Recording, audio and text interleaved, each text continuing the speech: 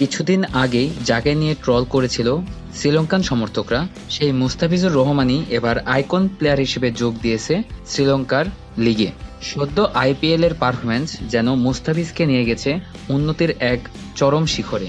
IPL এর দুর্দান্ত পারফরম্যান্সের পরে শ্রীলঙ্কান লিগে আইকন হিসেবে যোগ দিতে যাচ্ছেন মুস্তাফিজুর রহমান।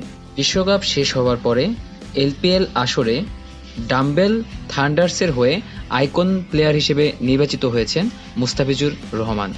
সতীর্থ হিসেবে মুস্তাফিজুর রহমানের সঙ্গে রয়েছেন দিলশান মাধুশঙ্কা এবং নোয়ান তুষারা। ডাম্বুলা থান্ডার্স সামাজিক যোগাযোগ মাধ্যমে লিখেছেন, ফিজ অ্যালার্ট।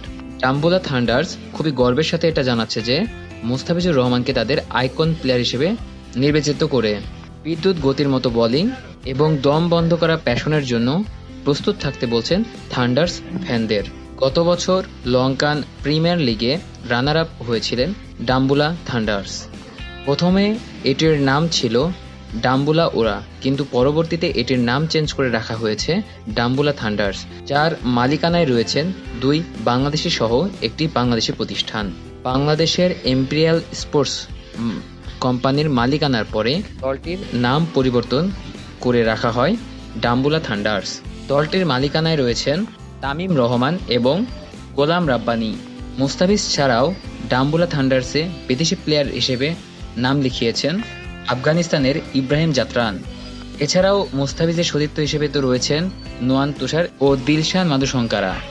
অন্যান্য প্লেয়ারদের দলভুক্ত করার কথা এখনও চলছে। এবারের এলপিএল লিগে 24টি দেশের প্রায় 500রও বেশি প্লেয়ার নাম লিখিয়েছেন ইতোমধ্যেই, যার মধ্যে বাংলাদেশ থেকে রয়েছেন তামিম ইকবাল, মুস্তাফিজুর রহমান, মুশফিকুর রহিম, নাজমুল হোসেন শান্ত ও তাসকিন আহমেদ। এই মাসের 21শে মে নিলামের দিন ধার্য করা হয়েছে, কিন্তু নিলামের আগেই দলে নাম লিখিয়েছেন মুস্তাফিজুর রহমান।